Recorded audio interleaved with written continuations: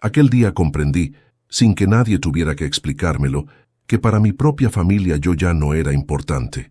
Nunca olvidaré la sonrisa helada de mi nuera cuando le pregunté, con la ilusión de un padre orgulloso, cuándo sería la inauguración del bar de mi hijo. Ella levantó apenas la vista de su copa de vino, me miró como quien mira un mueble viejo y respondió sin titubeos: «Lo celebramos ayer, solo para personas especiales».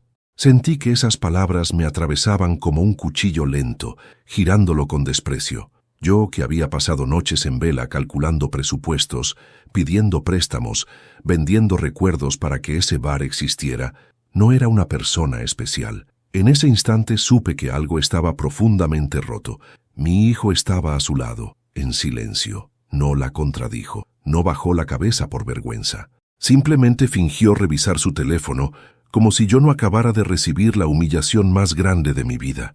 Me quedé de pie, con la pregunta aún suspendida en el aire, sintiéndome un extraño en la mesa donde hacía años pagaba la comida, la luz, el techo. Yo había soñado con ese bar como quien sueña con dejar una herencia digna. Había imaginado brindis, abrazos, una foto familiar enmarcada en la pared, pero para ellos yo ya era solo un cheque ambulante. No discutí, no lloré. Sonreí con una dignidad que aprendí a fuerza de pérdidas y me despedí con la voz entera. Aquella noche volví a mi casa caminando despacio, con el corazón encogido. Pensé en todas las veces que mi hijo, de joven, me prometía que ese negocio nos sacaría adelante. Pensé en su entusiasmo, en sus abrazos, en su fe. Y pensé también, por primera vez, que quizá yo había criado a un desconocido. Pero antes de continuar, me gustaría saber si te suscribiste al canal y si te gustó el video. Esto me ayuda a ver que me apoyas y disfrutas de mis historias. Ahora continuemos. Una semana después, cuando aún intentaba reconstruirme de aquella exclusión, sonó mi teléfono. Era mi nuera. Esta vez, su voz no tenía desprecio, sino urgencia. «Las cuentas están atrasadas. ¿Hiciste la transferencia?», me exigió sin saludo. Yo cerré los ojos un instante, respiré hondo y respondí con calma: «¿No te avisé?». Hubo un silencio espeso al otro lado de la línea. Yo sabía perfectamente que no había avisado nada, pero por primera vez en muchos años, algo dentro de mí se negó a obedecer sin pensar. Esa noche apenas dormí. Me senté en mi pequeño escritorio y revisé todos los comprobantes de los depósitos que había hecho durante los últimos 2 años. Cada cifra me caía como una bofetada: remodelación del local, licencias, muebles, maquinaria, publicidad, mercadería. Yo había pagado casi todo. Mi pensión, mi seguro de vida, los ahorros de 3 décadas de trabajo se habían evaporado en ese bar al que ni siquiera fui invitado a inaugurar. Recordé perfectamente el día en que mi hijo vino a pedirme ayuda. Estaba nervioso, con las manos sudorosas. Me habló de sueños, de oportunidades, de independencia. «Papá, este negocio nos cambiará la vida», me dijo. Yo lo abracé con emoción. Nunca pensé en contratos, nunca exigí participación legal. Confié como solo confía un padre. Desde que se casó con ella, todo cambió. Mi nuera siempre fue elegante, fría, calculadora. Al principio se mostraba atenta conmigo. Me hablaba de proyectos, me agradecía el apoyo. Con el tiempo, los agradecimientos se transformaron en exigencias. Y mi hijo, cada vez más débil, empezó a repetir sus palabras como un eco. Después de aquella llamada, decidí ir al bar sin avisar. Quería verlo con mis propios ojos.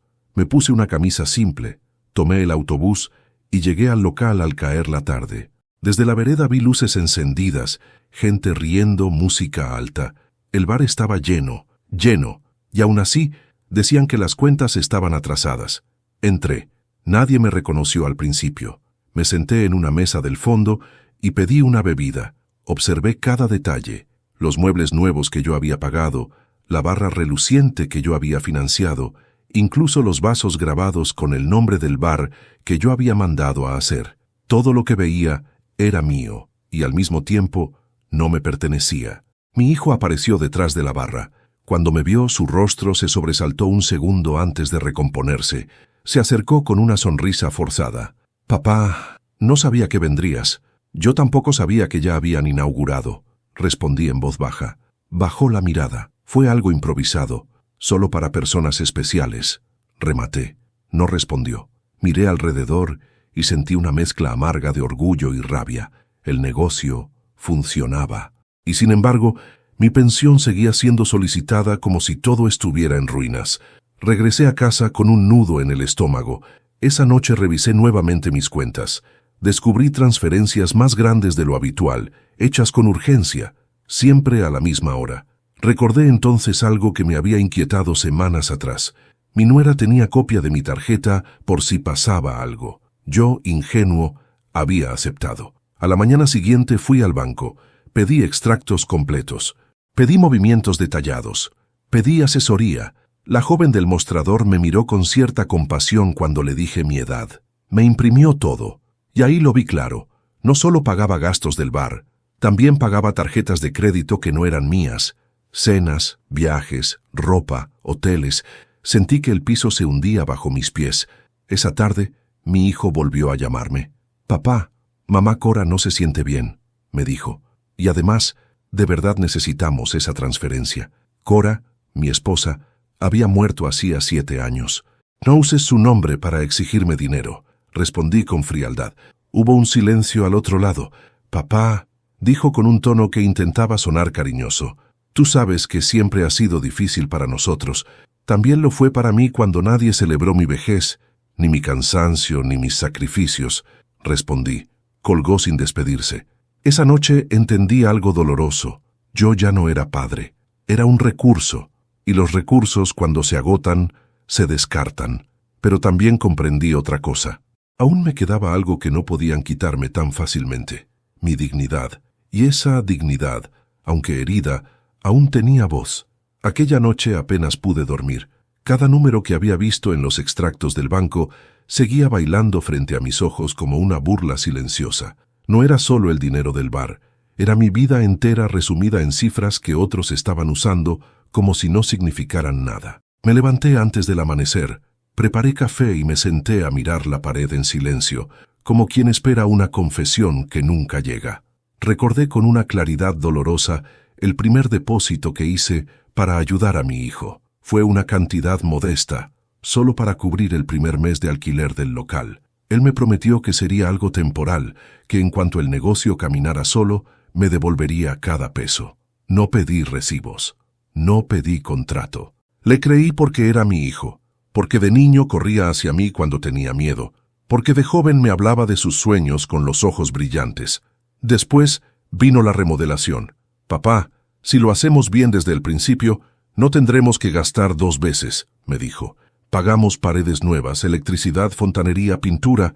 Luego llegaron los muebles, mesas, sillas, vitrinas.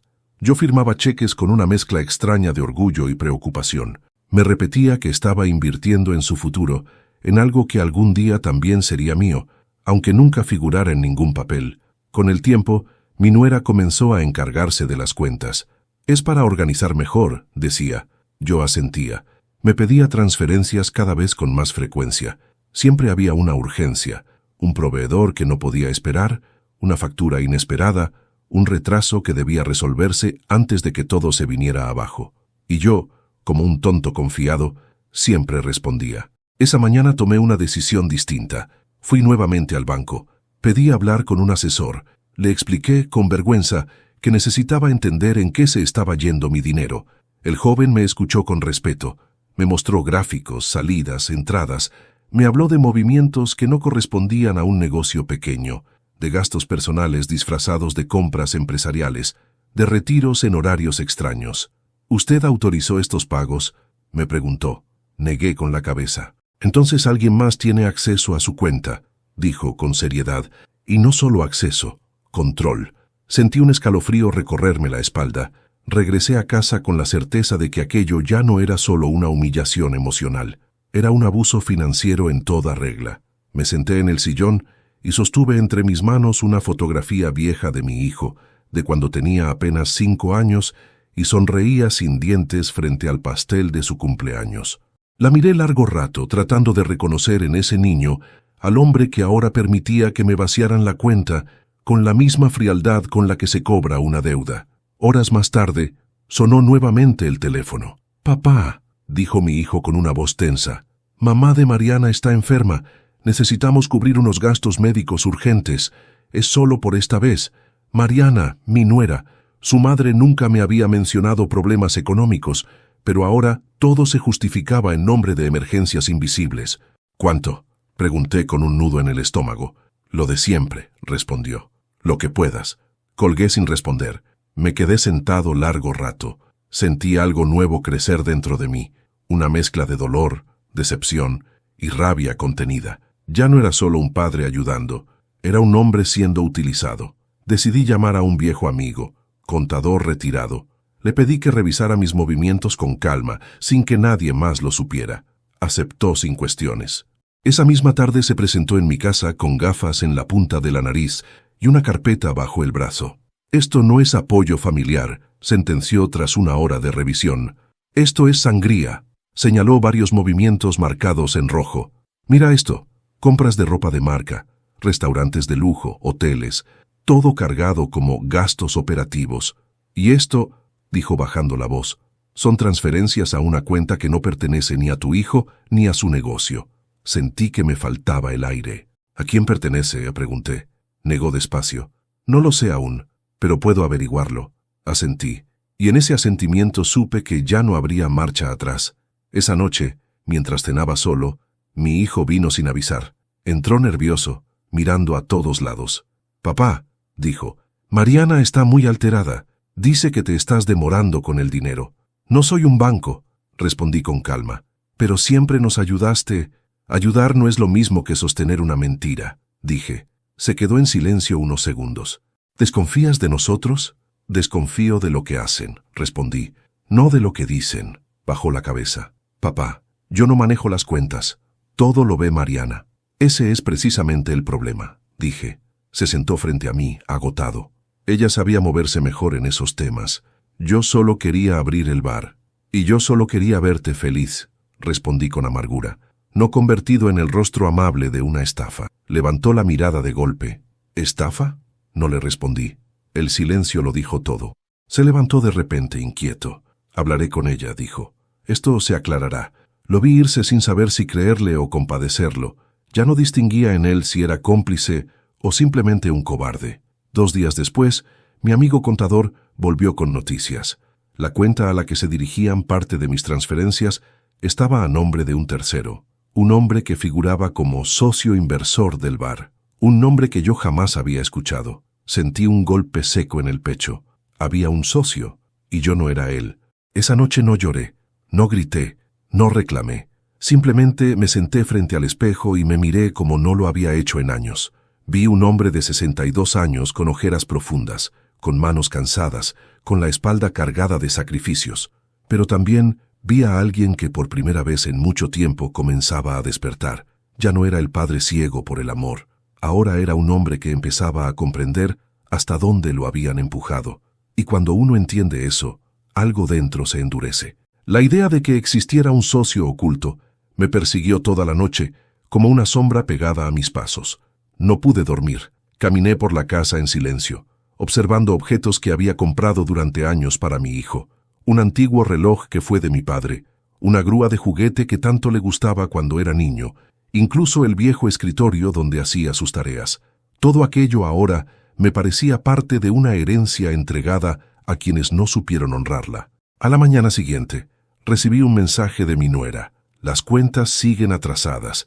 El proveedor amenaza con cortar el suministro. Necesitamos el dinero hoy. No había saludo. No había, por favor. Solo una orden. Leí el mensaje varias veces sin responder. Por primera vez en mucho tiempo, no sentí urgencia por ayudar, sino una extraña calma, como si algo dentro de mí hubiera entendido que el miedo ya no debía gobernar mis decisiones. Decidí volver al bar, esta vez con otros ojos. Fui a media tarde, cuando el local no estaba lleno. Me senté otra vez en el fondo, pedí un café y observé. 2 empleados conversaban detrás de la barra. Uno de ellos mencionó algo que me llamó la atención. «El socio nuevo llega hoy para ver los números». Levanté la cabeza de inmediato, fingiendo interés en el televisor. Un socio nuevo, no el mismo del que había hablado el contador. ¿Cuántos más había en esta historia? Mi hijo apareció poco después. Me miró con sorpresa, pero trató de disimular. «Papá, otra vez por aquí». «Solo vine a ver cómo iba todo», respondí. Dudó un segundo antes de asentir. Está yendo bien, mejor de lo que esperábamos. Entonces no entiendo por qué siempre faltan fondos, dije con suavidad. Bajó la mirada. Los gastos subieron. Mariana maneja mejor esas cosas. Esa frase ya no me tranquilizaba. Me confirmaba que él había renunciado por completo a su propio control. Salí del bar sin discutir. A las pocas cuadras, el conteo mental de cada una de mis transferencias pesaba como una losa en mis hombros. Aquella noche, mi amigo contador me llamó antes de que yo pudiera buscarlo. Encontré más irregularidades, me dijo. La cuenta que recibe tu dinero pertenece a un tal Sergio Rivas. Figura como socio inversor en otros 2 negocios del rubro gastronómico, ambos cerrados con deudas. Sentí que el corazón se me encogía. ¿Y mi hijo lo sabe?, pregunté. Eso es lo que no puedo asegurarte, respondió. Pero si no lo sabe es porque no quiere saberlo. Colgué con las manos frías. Empecé a comprender que el dinero no solo se estaba perdiendo, estaba siendo canalizado de una forma calculada. Esa misma noche, mi nuera volvió a llamarme. Esta vez su voz no era exigente, sino falsamente dulce. Solo quería saber si todo estaba bien contigo, dijo. Tu hijo anda preocupado. Estoy bien, respondí. Solo observando. ¿Observando qué, Ramón?, preguntó con una risa suave que no me engañó. ¿Cómo gastan un dinero que no les pertenece del todo? Su voz se endureció de inmediato. El dinero ya fue invertido. No puedes reclamar ahora. Puedo reclamar siempre que lo considere necesario, repliqué, porque nunca dejó de ser mío. Hubo un silencio espeso al otro lado de la línea. No te conviene empezar con reproches, dijo finalmente. Podrías perder lo poco que te queda. Aquella amenaza velada cayó como un trueno dentro de mí. He perdido bastante más de lo que crees, respondí, pero aún me queda algo que no puedes tocar. Colgué sin darle tiempo a responder.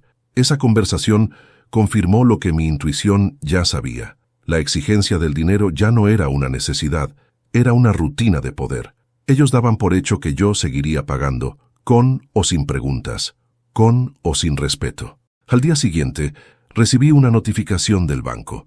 Una transferencia automática se había intentado ejecutar sin mi autorización y había sido rechazada por falta de fondos. Esa transferencia tenía como destino la cuenta de Sergio Rivas. Yo no la había programado.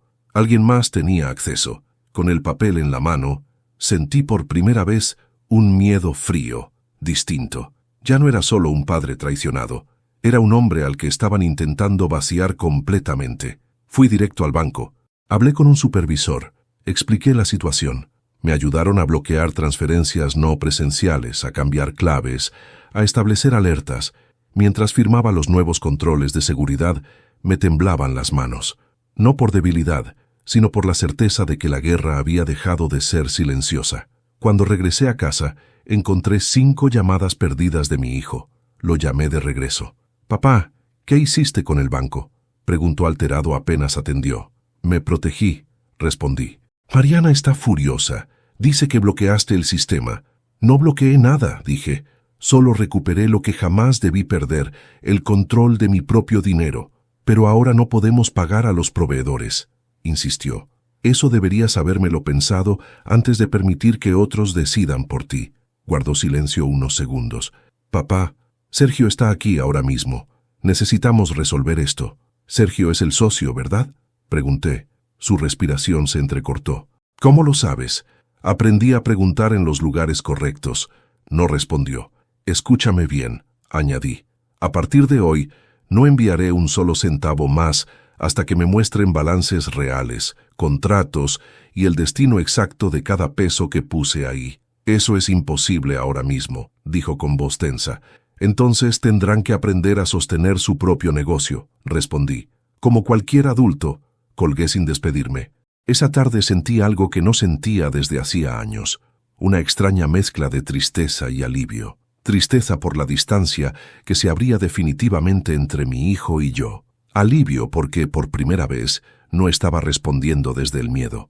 Al anochecer, volví a revisar mis papeles.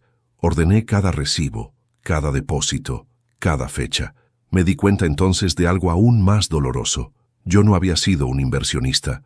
Había sido un cajero automático con rostro de padre. Y los cajeros cuando se vacían se descartan. Pero esa noche tomé una decisión definitiva. Ya no volvería a hacerlo. Iba a descubrir hasta el último centavo. Iba a saber quién era realmente Sergio Rivas. Iba a entender por qué mi dinero nunca era suficiente cuando el bar siempre estaba lleno. Y sobre todo iba a enfrentar a mi propio hijo con una verdad que quizá no estaba preparado para escuchar, porque aquel negocio ya no era solo un bar. Era el escenario donde se exhibía la traición más amarga de mi vida. El nombre de Sergio Rivas no dejó de resonar en mi cabeza desde el día en que mi hijo lo mencionó sin querer. Hasta ese momento, aquel socio no era más que una sombra entre números y transferencias. Pero ahora tenía un nombre, una presencia real, un rostro que aún no conocía, y que, sin duda, estaba ligado a la desaparición silenciosa de mis ahorros. Decidí no confrontar de inmediato. Aprendí en demasiados años de trabajo y de familia que quien se apresura pierde. Necesitaba información, no discusiones, así que comencé por lo único que aún podía controlar sin que ellos lo supieran, mis propios movimientos. Durante varios días fingí normalidad. Contesté los mensajes de mi hijo con respuestas breves y evasivas. Ignoré las exigencias de mi nuera. Mientras tanto, salía temprano de casa y recorría los alrededores del bar, observando sin ser visto. Los horarios de mayor ingreso, la cantidad de clientes, los proveedores que entraban y salían. Todo indicaba que el negocio no solo estaba lejos de la ruina, estaba prosperando. Entonces, ¿por qué nunca alcanzaba el dinero? Una tarde vi un automóvil negro estacionarse frente al local. De él bajó un hombre de mediana edad, bien vestido, con aires de quien sabe que está acostumbrado a mandar. Entró sin saludar a nadie, directo al área de la barra, donde mi hijo lo recibió con evidente nerviosismo. No tuve dudas. Ese era Sergio. Esperé unos minutos y luego entré con calma. Me senté en una mesa lateral. Pedí un café. Observé. Sergio hablaba en voz baja, pero gesticulaba con impaciencia. Mi hijo asentía a todo como un muchacho regañado. Mi nuera apareció al poco rato. Sonrió de un modo que jamás había sonreído frente a mí. Era una sonrisa de sumisión y de complicidad. Eso me partió el alma. Mientras fingía leer el menú, escuché frases sueltas, balances, cuentas, proveedores, la transferencia del padre. Mi estómago dio un vuelco. Ya no había duda. Yo no solo financiaba el bar, financiaba algo que ni siquiera comprendía por completo. Salí del lugar sin que me vieran. Esa noche llamé al contador nuevamente. Le pedí algo más delicado, investigar a Sergio Rivas. Eso lleva tiempo, me advirtió. Y no es barato. Nada me ha salido barato últimamente, respondí con amargura. 2 días después volvió con noticias que pesaban más que cualquier cifra. Sergio no es solo un inversor, me dijo. Está vinculado a varios locales que abrieron con gran flujo de dinero y cerraron dejando deudas millonarias. En todos los casos, el patrón es el mismo.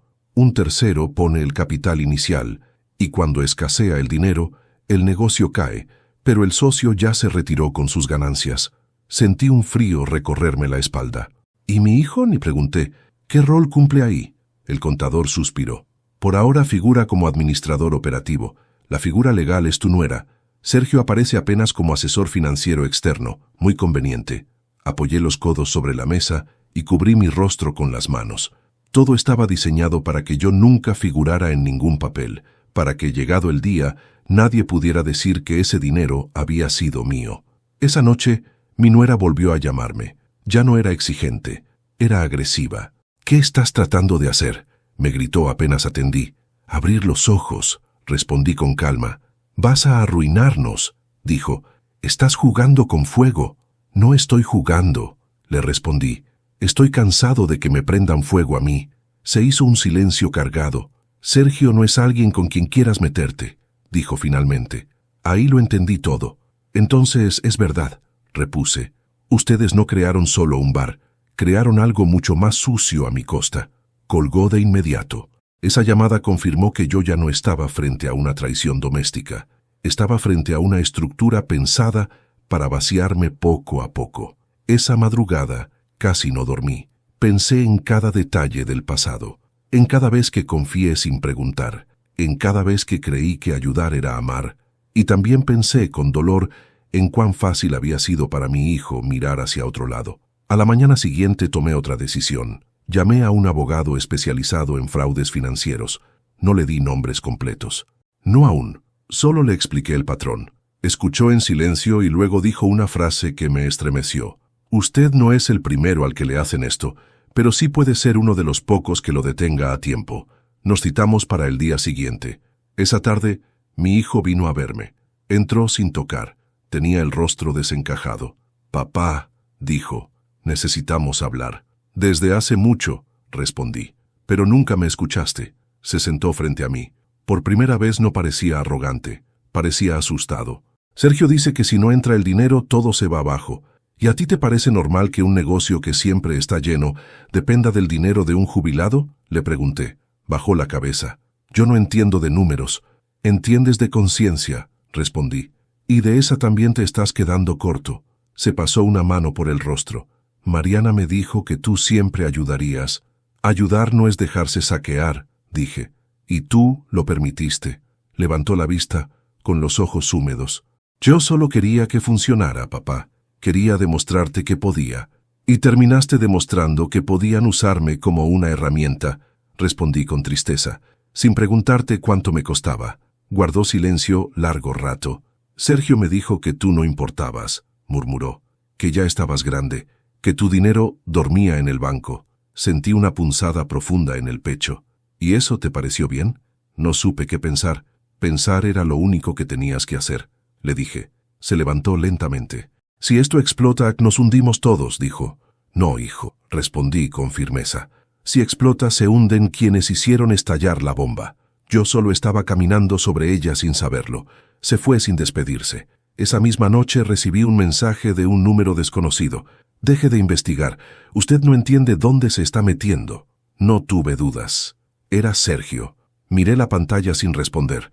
Por primera vez, no sentí miedo. Sentí algo mucho más peligroso. Determinación. Porque ahora ya no se trataba solo de mi dinero. Se trataba de mi nombre, de mi dignidad, y de demostrar que incluso a mis 62 años, nadie podía usarme como un saco vacío sin enfrentar consecuencias. Y así, en silencio, comenzó a gestarse un plan del que ellos aún no sabían nada. Entré al despacho del abogado con una carpeta bajo el brazo y un nudo en la garganta. Afuera, la ciudad seguía su ritmo indiferente, como si nadie más estuviera a punto de descubrir que llevaba 2 años alimentando una mentira. Le conté todo desde el principio, la humillación en la inauguración, las exigencias constantes, los extractos bancarios, el nombre de Sergio Rivas, las amenazas veladas. El abogado escuchó sin interrumpirme, con los codos apoyados en el escritorio y las manos entrelazadas, como quien arma un rompecabezas con piezas rotas. Necesito ver los contratos, dijo finalmente. Los del alquiler, los de sociedad, cualquier papel que exista sobre ese bar. Nunca me mostraron nada, respondí con amargura. Yo confié. El abogado asintió con gravedad. Entonces empecemos por donde siempre se esconde la verdad, en el registro mercantil. Esa misma tarde solicitó copias certificadas de las actas constitutivas y de los contratos de sociedad del bar. Yo me quedé esperando en la sala, con un café que se enfriaba entre mis manos. Pensaba en mi hijo de niño, en cómo buscaba mi aprobación con cada pequeño logro. Pensaba en cómo había cambiado su mirada desde que se casó con Mariana, volviéndose cada vez más esquiva, más dependiente. Pensaba también en mí, en mi ceguera voluntaria. 2 días después el abogado me llamó. Ya tengo los documentos. Venga cuanto antes. Cuando llegué, los tenía desplegados sobre la mesa como un mapa de mi propia derrota. El abogado señaló con un bolígrafo varios nombres, fechas, firmas. Aquí figura su nuera como socia mayoritaria, dijo. Aquí figura Sergio como socio inversor y aquí su hijo como administrador operativo. Busqué mi nombre con ansiedad, recorriendo cada línea. No estaba. Sentí un mareo súbito. ¿Y yo? Pregunté con la voz quebrada. ¿Dónde figuro yo? El abogado me miró con una expresión que no olvidaré jamás. Usted no figura en ninguna parte. La frase retumbó en mi cabeza como un disparo. Pero yo puse todo, susurré. El local, los muebles, la maquinaria. En términos legales, respondió, usted fue un aportador externo sin respaldo contractual. En términos simples, donó el dinero. Una risa amarga escapó de mi garganta. Yo no doné nada, dije. Me robaron con una sonrisa. Revisamos los contratos en detalle. Descubrimos que desde el primer día todo estaba armado para que yo jamás tuviera poder legal. Cada transferencia mía figuraba como apoyo familiar. Cada compra grande estaba a nombre de la sociedad entre Mariana y Sergio.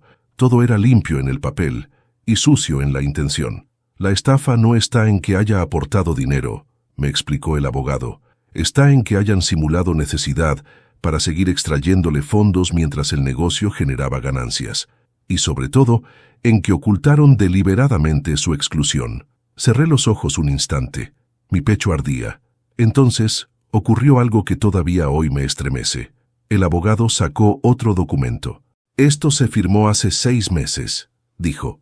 Un acta donde su hijo cede el control financiero total a su esposa por decisión voluntaria. Reconocí inmediatamente la firma de mi hijo. Él firmó eso sin decirme nada, murmuré. Él firmó, repitió el abogado. Y eso lo hace responsable aunque haya sido manipulado. Sentí una mezcla de dolor y rabia que me quemó por dentro. Mi propio hijo había sellado con tinta la traición que yo apenas empezaba a comprender. El abogado se inclinó hacia mí. Usted tiene 2 opciones, dijo.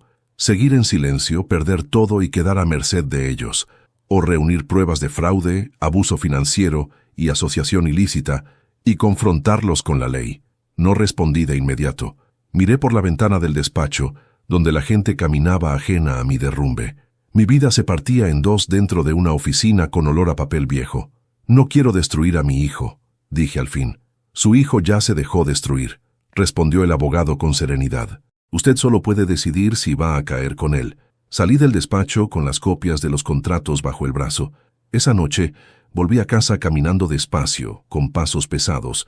Tenía la verdad escrita en papel, pero aún me costaba asumirla en el corazón. Al llegar encontré varios mensajes de mi nuera. ¿Transferiste? Los proveedores están presionando. Esto se va a caer por tu culpa. No respondí ninguno. Me senté en la penumbra de la sala, con los contratos sobre la mesa. Pasé una y otra vez mis dedos por los nombres, las fechas, las cláusulas que me dejaban fuera de todo. Pensé en los abrazos falsos, en las sonrisas calculadas, en cada «papá, gracias», que hoy se revelaba como una máscara. Antes de continuar, dime aquí en los comentarios qué te está pareciendo esta historia hasta ahora y qué harías tú en su lugar. No te vayas del video porque lo que viene a continuación te pondrá la piel de gallina. A la mañana siguiente, mi hijo se presentó en mi casa sin avisar. Lo vi por la ventana antes de abrir. Tenía los hombros caídos, el rostro cansado. Cuando entró, no me miró de inmediato. «Papá», dijo, «Mariana dice que el banco rechazó varias transferencias». «Las rechacé yo», respondí con calma. Levantó la vista, sorprendido. «¿Qué?» Bloqueé mi cuenta. No habrá más dinero sin explicaciones reales. «Pero eso nos va a hundir», exclamó. «Lo que los hundirá no es que yo deje de pagar», le respondí. «Lo que los hundirá es la mentira en la que viven». Se llevó las manos a la cabeza. «Sergio está furioso. Dice que puede denunciarnos». «Que lo intente», dije. «Yo también tengo abogados». Mi hijo se quedó helado. «¿Abogados?» Entonces puse los contratos frente a él. «Míralos», le pedí. «Dime en cuál de estos papeles aparece mi nombre». Los recorrió con desesperación. Pasó páginas, buscó firmas, regresó atrás. Su rostro se fue descomponiendo línea a línea. Yo pensé que... balbuceó. «Mariana me dijo que tú preferías no figurar». «Mariana me dijo muchas cosas», respondí. «La mayoría eran mentiras». Se dejó caer en el sillón. «Papá, esto se salió de control». «No», le dije con una firmeza que me sorprendió a mí mismo. «Esto fue control desde el primer día. Yo solo fui el combustible». Mi hijo empezó a llorar, un llanto torpe, lleno de vergüenza. «No quise que terminaras así, pero así terminé», respondí. «Y ahora necesito saber si estás conmigo o sigues del lado de quienes te enseñaron a usarme». No levantó la vista. El silencio fue su respuesta. Supe entonces que la traición no venía solo de mi nuera, también venía de la debilidad de mi propio hijo. Y esa certeza fue más amarga que cualquier robo. Después de aquella conversación, mi hijo se fue sin decir una palabra más. Su silencio pesaba más que cualquier reproche. Yo me quedé solo en la sala, mirando los contratos aún extendidos sobre la mesa, con la certeza amarga de que ya no existía marcha atrás. Sin embargo, también comprendí algo esencial. Si mostraba de inmediato todas mis cartas, ellos buscarían la forma de destruirlas. Necesitaba tiempo, necesitaba que bajaran la guardia. Así que hice lo único que jamás imaginaron que haría. Volví a fingir. Esa misma noche le envié un mensaje a mi nuera. Estoy revisando todo con calma. Mañana veremos lo de la transferencia. Su respuesta llegó al instante. Más vale, Sergio está perdiendo la paciencia. Leí ese mensaje varias veces. Sonreí con una calma que no provenía de la inocencia, sino de la estrategia. Si Sergio se impacientaba, cometería errores. Y los errores dejan huellas. Al día siguiente fui al bar como un anciano cansado que acepta la derrota. Entré encorvado, con pasos lentos. Mi nuera me vio desde la barra y frunció apenas el ceño. Sergio estaba sentado en una mesa del centro, revisando documentos. Era la primera vez que lo veía de cerca. Tenía una mirada afilada, de esas que no observan personas, sino oportunidades. Me acerqué con aparente timidez. «Disculpa, ¿tú eres Sergio?» Levantó la vista con desconfianza. «¿Quién quiere saberlo?» «Soy el padre de Diego», dije, nombrando a mi hijo. «El que ayudó un poco con el arranque del negocio».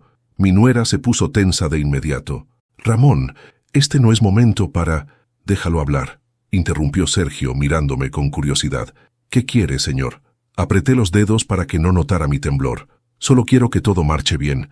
Mi nuera dice que hay problemas de dinero. Yo ya no puedo ayudar como antes. Estoy jubilado». Su mirada se endureció. «Este negocio necesita respaldo», respondió. «Si usted no puede, buscaremos otro. Eso sería una pena. Después de todo lo que invertí», dije con voz débil. Mi nuera me fulminó con los ojos. Sergio me observó con atención. «¿Cuánto dijo que había invertido?», preguntó. Di una cifra menor a la real, una cantidad que sonara pesada, pero no definitiva. «Ah», dijo, encogiendo apenas los hombros. «Eso es poco comparado con lo que se mueve aquí». Esa frase lo delató más que cualquier documento. Me sonrió con desprecio apenas disimulado. «De cualquier modo», añadió, «necesitamos una transferencia hoy mismo, o tendremos que tomar decisiones drásticas». Entendí perfectamente lo que quería decir. «Haré lo que pueda», respondí inclinando la cabeza. «Solo denme un poco de tiempo». Mi nuera respiró aliviada. Sergio volvió a sus papeles como quien ya recuperó el control. Yo me fui con el corazón en la garganta y la confirmación de algo que ya sospechaba. Sergio no me veía como familia. Me veía como una fuente de dinero que estaba comenzando a secarse. Esa tarde, siguiendo el consejo del abogado, realicé una transferencia mínima. Solo lo suficiente para mantenerlos tranquilos. Una cantidad que no resolvía nada, pero fingía obediencia. Ese mismo día, mi nuera me llamó agradecida, por primera vez en semanas. «Sabía que no nos ibas a abandonar», dijo con voz dulce. «Abandonar», como si yo fuera quien había abandonado la verdad primero. Mientras tanto, por debajo de la mesa, yo comenzaba a reunir pruebas. Guardaba capturas de mensajes, grababa llamadas, pedía al contador informes de cada movimiento nuevo. Todo quedaba registrado, cada orden, cada exigencia, cada amenaza encubierta. Una semana después mi hijo vino a verme a escondidas. Entró nervioso. «Papá, Sergio quiere que firmes un documento», me dijo. «¿Qué documento?» «Solo para justificar la transferencia, algo formal». Lo miré fijamente. «¿Me viste como socio en alguno de los contratos que firmaste tú?» Bajó la mirada. «No, entonces tampoco firmaré nada ahora», respondí. Se pasó las manos por el rostro. «Papá, no entiendes, ellos pueden destruirnos». «Ya lo hicieron», le dije. «Solo que tú todavía no quisiste verlo». Esa noche recibí un mensaje directo de Sergio. «Necesitamos hablar, no por teléfono. Mañana a las 5». No le respondí de inmediato. Consulté con el abogado. Me dijo que fuera, pero que grabara todo. Que la verdad, cuando la saca un estafador de su propia boca, suele ser más contundente que 1000 documentos. Al día siguiente, a las 5 en punto, me senté frente a Sergio en una oficina alquilada cerca del bar. Mi nuera y mi hijo también estaban allí. El ambiente era tenso. Sergio fue directo. «Su dinero ya no es suficiente», dijo. «Este negocio creció y necesita un respaldo sólido». «Yo ya no tengo más respaldo que mi pensión», respondí. «Y ustedes ya la han vaciado bastante». Mi nuera se inclinó hacia mí. «Ramón, no seas dramático. Sergio la hizo callar con un gesto. La solución es sencilla, continuó. Venda su casa, invierta ese capital, y nosotros nos encargamos de que usted viva tranquilo el resto de su vida. Sentí que la sangre me subía al rostro. ¿Vender mi casa?, repetí. ¿La casa donde crié a mis hijos? Es solo un inmueble, respondió con frialdad. El dinero es mucho más útil en movimiento. Miré a mi hijo. ¿Esta también fue tu idea? No respondió. Si no acepta, dijo Sergio, tendremos que buscar otras formas de recuperar lo invertido. Aquello ya no era una sugerencia, era una amenaza. ¿Recuperar qué?, pregunté. El dinero era mío. Sergio sonrió como quien habla con un niño lento. No, señor. El dinero que usted entregó ya no le pertenece. Usted lo transfirió voluntariamente. Legalmente es nuestro. Yo sentía mi corazón golpear como un martillo. ¿Y qué pasa si me niego?, pregunté. Sergio se inclinó hacia mí. Pasan cosas que usted no quiere ver de cerca. Mi nuera bajó la mirada. Mi hijo se quedó inmóvil, como una estatua. Ahí comprendí que el juego ya no era solo económico. Era peligroso. Me levanté con lentitud. Lo pensaré, dije finalmente. Soy un hombre viejo. Necesito tiempo. Sergio asintió. 3 días. Luego no habrá negociaciones. Salí de aquella oficina con las piernas temblando, pero con algo claro como nunca. Ahora no solo me querían robar, ahora querían mi casa, mi último refugio, mi vida entera. Esa noche no pude dormir, pero tampoco sentí miedo como antes. Sentí una calma fría, la clase de calma que se siente cuando ya no queda nada que perder, excepto aquello por lo que vale la pena luchar. Y supe que el siguiente movimiento ya no sería de ellos, sería mío. Los 3 días que Sergio me dio para decidir se convirtieron en la espera más larga de mi vida. Cada hora parecía arrastrarse con un peso distinto, como si el tiempo mismo supiera que algo definitivo estaba por ocurrir. Yo caminaba por mi casa tocando las paredes, los muebles, los marcos de las puertas, como quien memoriza cada rincón antes de un exilio. Aquella casa no era solo un inmueble, como él la llamó. Era mi historia, las risas de mis hijos, los silencios de mi esposa, los domingos de familia, los inviernos compartidos. Pensar en venderla me revolvía el estómago. Durante esos días, fingí sumisión. Envié un par de mensajes ambiguos a mi nuera, dejando entrever que estaba considerando la propuesta. Ella respondió con un entusiasmo mal disimulado. Mi hijo, en cambio, no volvió a llamarme. Su silencio decía más que cualquier palabra. Ya me daban por vencido. El tercer día, decidí ir al bar una vez más, no para observar, sino para despedirme de algo que, en el fondo, ya sentía perdido. Entré por la puerta principal y ninguno de los empleados me saludó. Algunos ni siquiera me reconocían ya como parte de su historia. Yo era solo un cliente más, un viejo sentado al fondo con rostro cansado. Pedí un café. Miré alrededor. El bar estaba lleno, como siempre. Risas, música, vasos chocando. El negocio prosperaba en la superficie, mientras por debajo me despojaban de todo. Entonces vi a mi hija política, a mi nuera, moverse con autoridad entre las mesas, saludando clientes, cobrando cuentas. Era la reina de aquel lugar, un lugar construido con mis ahorros. Mi hijo estaba tras la barra. Me miró solo un instante. Luego bajó la vista. Sergio apareció poco después. Me vio y sonrió con suficiencia. Caminó directo hacia mí. ¿Entonces?, preguntó sin rodeos. ¿Tomó una decisión? Aún lo estoy pensando, respondí con voz tranquila. Su sonrisa se tensó apenas. No es algo que pueda postergar mucho, Ramón. Lo sé. Mi nuera se acercó enseguida. Ramón, no seas terco. Piensa en Diego, en su futuro. Pensé en él toda mi vida, respondí. Ahora me toca pensar en el mío. Ella frunció los labios. Siempre tan dramático. Sergio levantó la mano para silenciarla. Déjelo, dijo. A algunos hombres les cuesta aceptar cuando ya no son necesarios. Aquella frase me atravesó como un hierro al rojo.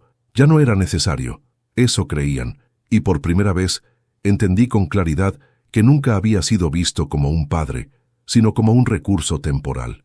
Algo útil mientras durara. Me levanté con lentitud. Ya les daré mi respuesta, dije. Esta noche. Sergio asintió como quien ya da por ganada la partida. No se demore, añadió. La paciencia no es mi virtud. Salí del bar sin mirar atrás.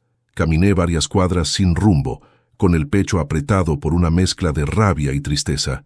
Al llegar a casa, encendí la luz del comedor y me senté frente a la mesa donde, durante años, había esperado a mis hijos para cenar. Estuve largo rato en silencio, luego tomé el teléfono. Llamé a mi abogado. «Es hoy», le dije. «Ya no puedo fingir más». «Entonces hágalo», respondió. «Pero hágalo con todo». Colgué y marqué el número de mi contador. Después, llamé al notario. Luego a un viejo conocido que trabajaba en fiscalización comercial. Todos sabían que ese día sería decisivo. Cada uno cumplió su parte sin hacer preguntas de más. Yo ya no tenía fuerzas para explicar lo que llevaba meses gestándose en mi interior. A las 9 de la noche, mi nuera me llamó. «¿Y bien?», preguntó con impaciencia. «¿Venderás la casa?». Respiré hondo. «No», respondí. Hubo un silencio pesado. «Entonces atente a las consecuencias», dijo con frialdad. «Hace tiempo que vengo ateniéndome a ellas», respondí. Colgó con un golpe seco. No pasó ni media hora cuando mi hijo apareció en mi puerta. Golpeó con desesperación. Lo dejé entrar. Tenía el rostro pálido, los ojos enrojecidos. «Papá, ¿qué hiciste?», me preguntó. «Aún nada», respondí.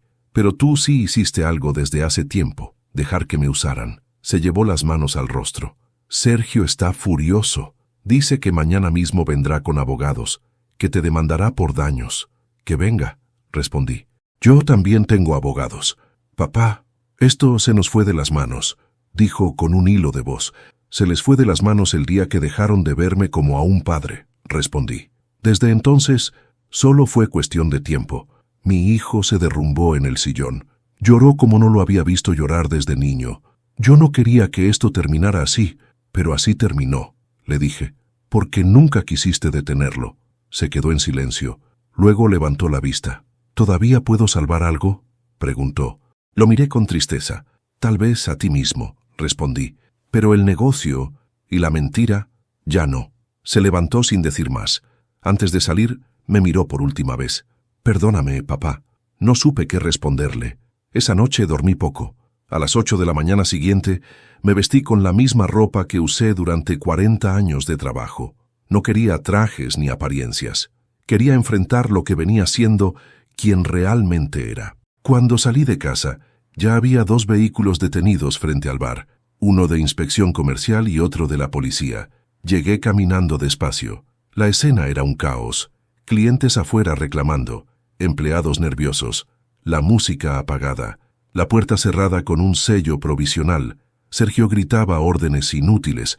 Mi nuera discutía con un inspector.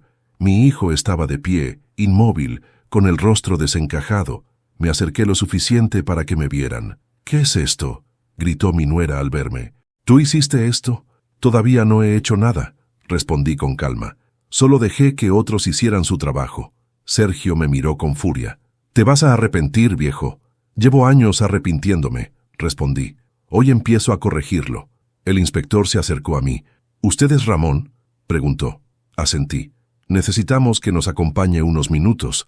Hay documentación que revisar». Mi nuera palideció. Sergio apretó los puños. Mi hijo me miró como si yo fuera un desconocido. «¿Qué documentos?», preguntó Sergio. «Los que usted creyó que nadie estaba revisando», respondió el inspector.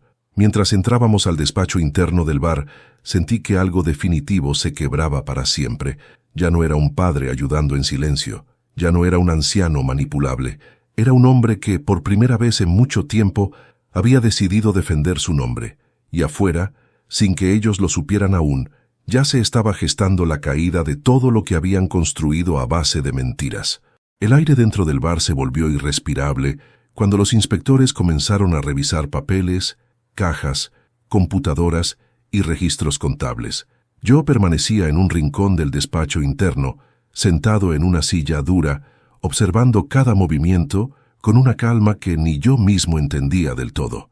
Sergio caminaba de un lado a otro como una fiera enjaulada, mascullando insultos entre los dientes. Mi nuera discutía con los agentes con una furia contenida que ya no lograba disimular. Mi hijo, en cambio, parecía una sombra, inmóvil, pálido, sin voz. El inspector principal abrió una carpeta gruesa y comenzó a leer en voz alta. Transferencias reiteradas, desde la cuenta del señor Ramón hacia cuentas de terceros no declarados. Uso indebido de fondos. Posibles maniobras de blanqueo. evasión parcial de impuestos. Cada palabra caía como un golpe seco sobre la mesa. Yo miré de reojo a mi hijo. Tenía los ojos clavados en el suelo. «Esto es un montaje», explotó Sergio. «Ese viejo está resentido porque no lo dejamos meterse en el negocio». El inspector lo miró con frialdad. «Señor, su resentimiento no explica por qué su nombre aparece vinculado a 3 sociedades fallidas con el mismo patrón contable». Sergio abrió la boca para responder, pero no salió ningún sonido. Mi nuera dio un paso al frente. «Ramón nos ofreció ayudar voluntariamente», dijo. «Nunca fue estafa. Él sabía lo que hacía». Yo me levanté despacio. «Sabía que ayudaba a mi hijo», respondí. «No que financiaba una red de engaños». Su mirada me atravesó como una daga. «Tú siempre fuiste un estorbo», escupió. «Diego necesitaba volar, y tú querías seguir atándolo con tu dinero». Mi hijo levantó la cabeza de repente. «No digas eso», gritó. «Mi papá siempre nos ayudó». Ella lo miró con desprecio. «Porque era fácil usarlo». Ese comentario cayó como una bomba. Mi hijo retrocedió un paso, como si acabara de recibir el golpe más brutal de su vida. Yo sentí algo quebrarse definitivamente en mi interior. El inspector cerró la carpeta. «Por orden judicial provisional», anunció. «Este local queda clausurado hasta que termine la investigación». Un murmullo de pánico recorrió el bar. Los empleados salieron al pasillo. Afuera los clientes observaban con curiosidad y rumores. «Esto es un abuso», gritó Sergio. «Exijo hablar con mi abogado». «Está en su derecho», respondió el inspector, «pero el local queda cerrado». 2 agentes colocaron el sello en la puerta principal. Cuando el último adhesivo quedó fijo sobre el vidrio, sentí una extraña paz recorrerme el cuerpo. No era felicidad, era la sensación de que, por primera vez en años, la verdad tenía un lugar donde pararse. Mi nuera se giró hacia mí, con los ojos inyectados de rabia. «¿Tú hiciste esto?» «No», respondí con voz firme. «Yo solo dejé de taparlo». Sergio se acercó a mí con pasos pesados. «Esto no se va a quedar así, viejo», me susurró con amenaza. «Vas a pagar caro esta traición». Lo miré a los ojos sin bajar la mirada. «Lo que se paga caro es traicionar a la sangre que te dio la mano». Escupió al suelo y se dio vuelta furioso. Mi nuera lo siguió, sin mirar a mi hijo ni una sola vez. Cuando por fin quedamos solos, mi hijo se desplomó en una silla. Se cubrió el rostro con las manos. «Lo perdí todo, papá», sollozó. Me acerqué despacio. «Tú no lo perdiste hoy», le dije. «Lo empezaste a perder el día que dejaste de preguntarte qué precio estábamos pagando». Levantó la mirada con los ojos rojos. «Yo creí que todo se resolvería solo». «Así comienza siempre la ruina», respondí, «cuando uno cree que otro cargará con las consecuencias». Permanecimos en silencio mientras los inspectores terminaban el procedimiento. Finalmente, me pidieron que los acompañara a declarar formalmente. En la comisaría entregué copias de extractos, mensajes, audios, contratos. Todo aquello que había reunido durante semanas apareció por primera vez ordenado sobre una mesa metálica. Cada prueba era una herida abierta que ahora tenía nombre. «Usted fue una de las principales víctimas de la maniobra», dijo el oficial. «Sin su dinero esta estructura no habría funcionado». Asentí en silencio. «¿Desea continuar con la denuncia hasta el final?», preguntó. «Hasta donde sea necesario», respondí. «Aunque eso signifique enfrentar a mi propio hijo». El oficial me miró con respeto. «No es común ver ese valor. Yo lo llamaba cansancio de ser usado». Horas después, regresé a casa. Estaba exhausto. El teléfono no dejaba de sonar. Vecinos, conocidos, familiares que se iban enterando del escándalo. No atendí ninguno. Me senté en la oscuridad de la sala y cerré los ojos largo rato. Pasada la medianoche escuché golpes en la puerta. Era mi hijo. Tenía el rostro deshecho. «Papá», dijo al entrar. «Sergio huyó. No lo encuentran. Mariana está siendo interrogada». No sentí sorpresa, solo una amarga confirmación. «¿Dónde estabas tú cuando todo estalló?», pregunté. «Escondido en el baño del bar», respondió con vergüenza. «Como un cobarde». No lo negué. «Mariana declaró contra mí», dijo. «Me culpa de todo. Dice que yo firmé voluntariamente». «Y firmaste», le dije. Se derrumbó de rodillas frente a mí. No sabía que esto acabaría así. Yo solo quería triunfar. Lo miré largo rato. Aquel hombre arrodillado ya no era el niño que yo protegí, ni el joven que soñaba en grande. Era alguien que había elegido el camino fácil hasta que ese camino se volvió un abismo. Hijo, dije con voz cansada, el triunfo que se apoya en la mentira siempre cobra su precio. Lloró apoyo en el suelo como un niño perdido. ¿Qué va a pasar ahora?, preguntó entre sollozos. La justicia hará su trabajo, respondí, y tú tendrás que hacer el tuyo, asumir lo que hiciste. Se quedó en silencio. Antes de irse, se detuvo en la puerta. Papá, murmuró, todavía puedo volver a empezar. No supe qué decirle de inmediato. Eso solo lo sabrás cuando aprendas a empezar desde la verdad. Cerré la puerta tras él con un peso inmenso en el pecho.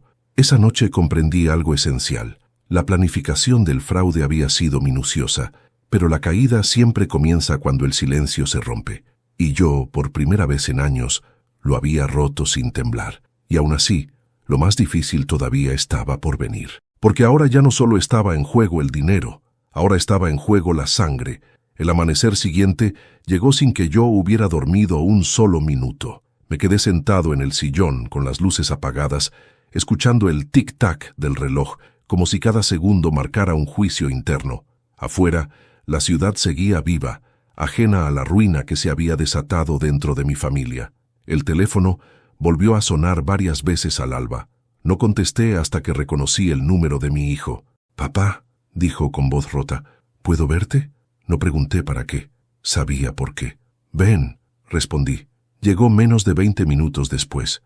Entró con pasos inseguros, los hombros caídos, el rostro consumido por la noche en vela. Traía la misma ropa del día anterior, arrugada, sucia. Cerró la puerta tras de sí y se quedó de pie en medio de la sala, sin saber dónde poner las manos. «Sergio desapareció», dijo. «La policía lo busca». Mariana declaró contra mí. Dijo que yo sabía todo. Me levanté despacio. «¿Y qué dijiste tú?»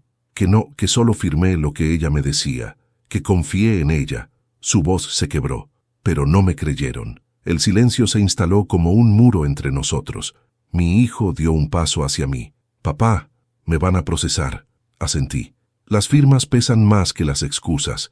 Sus ojos se llenaron de lágrimas. «Yo no quise estafarte. Nunca pensé que esto terminaría así. Pero terminaste haciéndolo», respondí con una calma que me dolía. «Cada mes que aceptaste ese dinero sin preguntar, cada vez que bajaste la cabeza, cada contrato que firmaste sin mirar, todo eso también es una elección». Se llevó una mano al pecho, como si le faltara el aire. «Estoy perdido, papá», susurró. Todo se vino abajo. Avanzó otro paso. Sus rodillas comenzaron a temblar. Yo lo vi como en cámara lenta hasta que, finalmente, se dejó caer de rodillas frente a mí. El sonido seco de su cuerpo contra el piso resonó en la sala como un golpe final. «Te lo ruego», dijo entre sollozos. «Ayúdame. No me abandones ahora».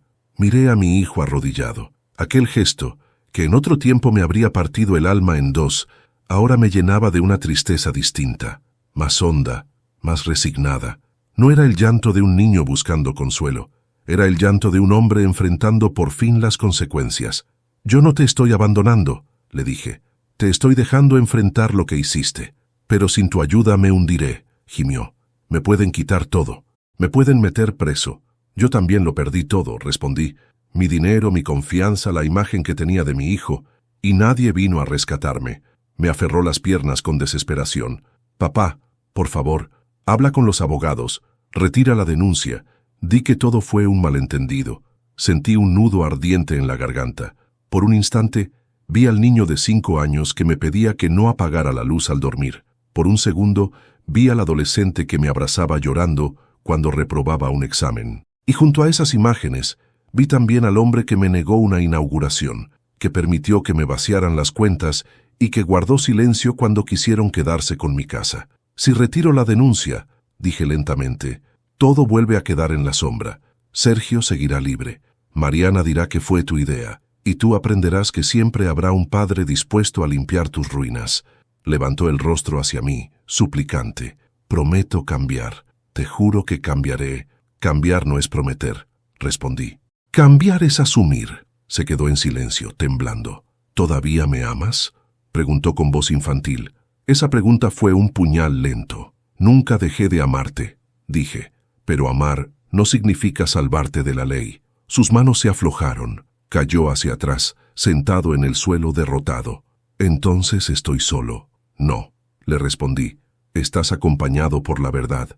Por primera vez en tu vida, estás con ella sin atajos». El timbre sonó en ese momento. Ambos nos sobresaltamos. Yo fui hasta la puerta. 2 oficiales de la policía estaban de pie. «Buenos días, señor Ramón», dijo uno de ellos. «Venimos a notificar formalmente a su hijo que debe presentarse como imputado en la causa». Mi hijo se puso de pie con torpeza. Sus piernas parecían no sostenerlo. «Papá», murmuró. «Ve», le dije. «Haces más daño huyendo que enfrentando». Los oficiales le permitieron cambiarse de ropa. Antes de salir, mi hijo se detuvo en el umbral. Se dio vuelta y me miró como un niño asustado que no reconoce ya su casa. «Yo, ya no sé quién soy», dijo. «Eso se descubre cuando uno deja de mentirse», respondí. Se fue escoltado. El sonido de la puerta al cerrarse me dejó un vacío en el pecho que ningún dinero podría llenar. Más tarde supe que había sido formalmente procesado por administración fraudulenta y asociación ilícita, que Mariana también enfrentaba cargos, que Sergio seguía prófugo. La noticia corrió rápido. Los medios hablaron del bar clausurado por estafa. Algunos vecinos me miraban con lástima, otros con una extraña admiración. Yo solo sentía cansancio. Esa tarde recibí una llamada del abogado. «Su hijo pidió declarar nuevamente», me dijo. «Quiere aportar información sobre Sergio». «¿Para salvarse?», pregunté. «Para intentar aliviar su situación», respondió. «Pero también para descargar parte de la culpa». Cerré los ojos. «Que diga todo», murmuré. «Ya no hay espacio para medias verdades».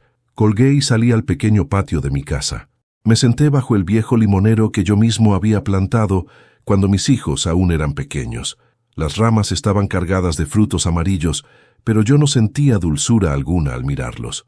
Solo pensaba en cuán fácil es sembrar un árbol y cuán difícil es arreglar lo que crece torcido. Aquella noche entendí que había una herida que no sanaría con sentencias ni con dinero, la de ver a un hijo caer por sus propias decisiones. Ya no podía sostenerlo con mis manos sin hundirme con él.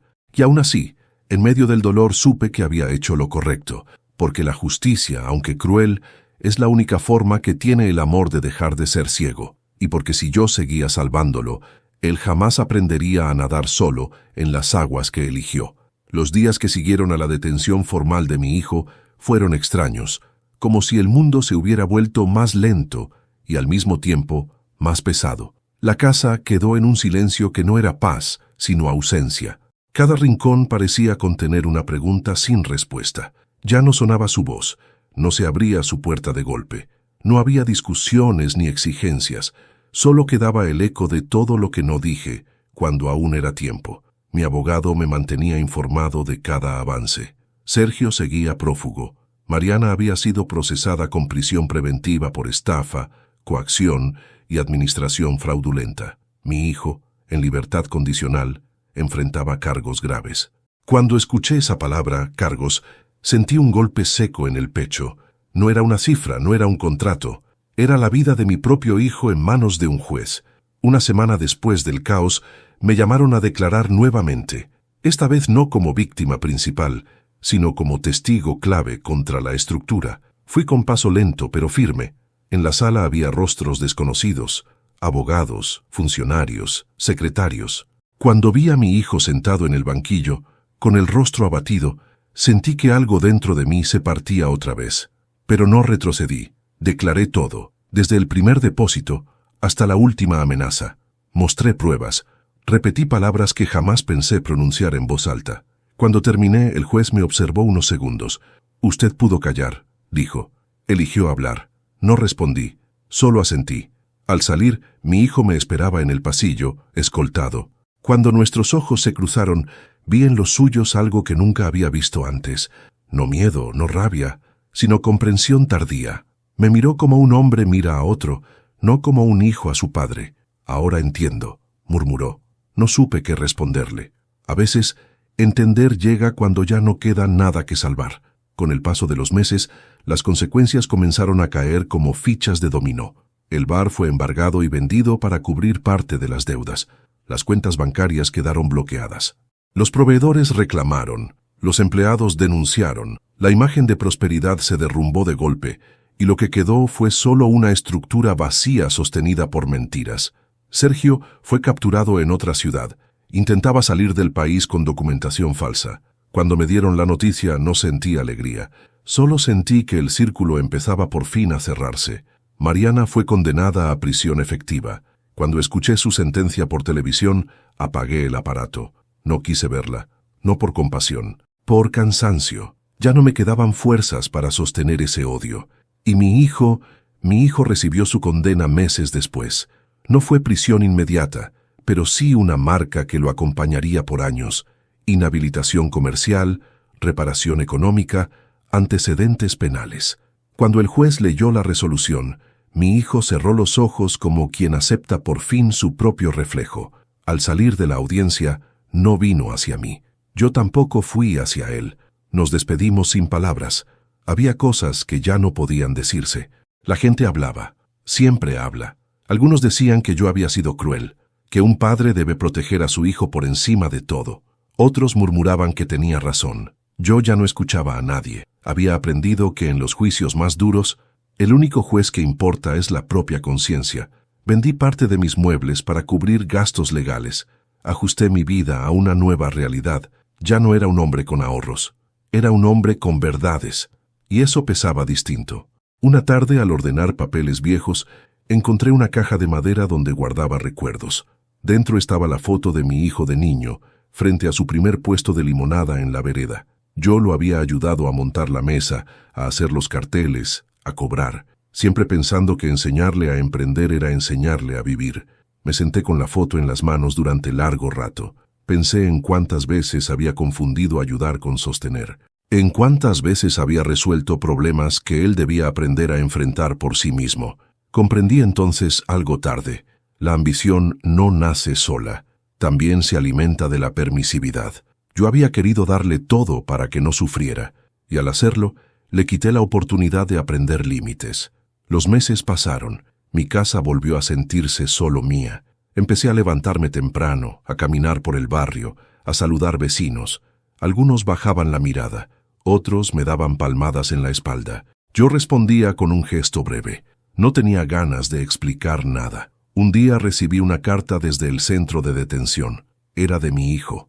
Tardé mucho en abrirla. La leí de pie, junto a la ventana. Papá, no espero que me perdones. Solo quiero que sepas que ahora veo todo lo que no quise ver antes. Perdí lo más valioso que tenía, tu respeto. Estoy pagando por ello. No te pido dinero, no te pido ayuda. Solo quería decirte que lamento haber sido el hombre que fui contigo. Doblé la hoja con manos temblorosas. No lloré. Sentí algo distinto, una mezcla de alivio y tristeza. A veces el arrepentimiento llega tarde, pero llega. No respondí de inmediato. Pasaron 2 semanas antes de que tomara papel y lápiz. Le escribí solo una frase. Aprender duele, pero es la única forma de cambiar. Desde entonces no he vuelto a saber de él. Hoy vivo con menos, pero duermo más liviano. Ya no temo al teléfono. Ya no reviso cuentas con angustia. Mi pensión, pequeña pero digna, vuelve a ser solo mía. Mi casa sigue en pie. Mis recuerdos también, aunque algunos ahora pesan más. He aprendido que la traición más profunda no siempre viene de un enemigo. A veces nace en el mismo lugar donde antes hubo confianza. Que el amor sin límites también puede destruir. Y que decir basta, aunque duela, a veces es la forma más difícil de amar. No gané esta batalla. Nadie gana cuando la sangre se vuelve contra la sangre, pero tampoco la perdí del todo. Salvé algo que casi me arrebatan sin que yo lo notara. Mi dignidad, mi voz, mi derecho a no ser usado hasta el final. Hoy, a mis 62 años, ya no persigo sueños ajenos. Camino despacio, con lo poco que me queda, pero con la certeza de que, por primera vez en mucho tiempo, todo lo que tengo me pertenece de verdad. Y eso, después de tanta ruina, se siente como una forma silenciosa de justicia. Ha pasado casi 1 año desde que todo se vino abajo. Hoy me despierto temprano, preparo mi café en silencio y me siento junto a la ventana a ver cómo la luz entra despacio en una casa que, por fin, vuelve a ser solo mía. A veces el silencio pesa, otras veces me da paz. He aprendido a convivir con ambos. No volví a saber de Mariana. De Sergio solo escuché su nombre una vez más en un noticiero, y de mi hijo Solo aquella carta que aún guardo doblada en un cajón. No la leo seguido. Hay dolores que no sanan con repetición, sino con tiempo. Y aún así, no pasa un día sin que piense en él. Porque uno nunca deja de ser padre, ni siquiera cuando el corazón queda herido. Hoy vivo con menos dinero, es verdad, pero también vivo con menos miedo. Camino con la frente en alto. Ya no hago transferencias a escondidas. Ya no respondo llamadas con angustia. Ya no tergiverso la verdad para proteger mentiras ajenas. Ahora me protejo a mí. He entendido algo que antes no quería aceptar. Ayudar sin límites también puede ser una forma de destruir. Amar no es tapar errores. Amar a veces es permitir que el otro caiga para que aprenda a levantarse solo. No sé qué será del futuro. A mi edad ya no hago grandes planes. Me alcanza con saber que cada cosa que tengo, por pequeña que sea, es verdaderamente mía. Y que, a pesar de todo, sigo en pie. Soy Ramón, y esta fue mi historia. Suscríbete al canal para que sigas acompañándonos con más historias que nacen del alma. Dale me gusta a este video si esta historia te tocó el corazón. Déjame un comentario contándome qué te pareció la historia. ¿Qué habrías hecho tú en mi lugar? ¿Y desde qué ciudad nos ves? Me encanta leer los comentarios. Tu apoyo marca la diferencia. Gracias por quedarte hasta el final. Gracias por escuchar esta historia. Gracias por estar aquí.